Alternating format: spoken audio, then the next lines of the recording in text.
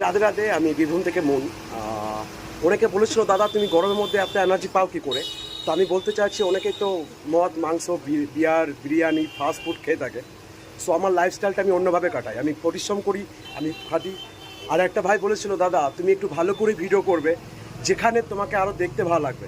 বলছি থাকি তো চায়ের দোকানে, তো ভালো করে সাজার কোনো দরকার নেই।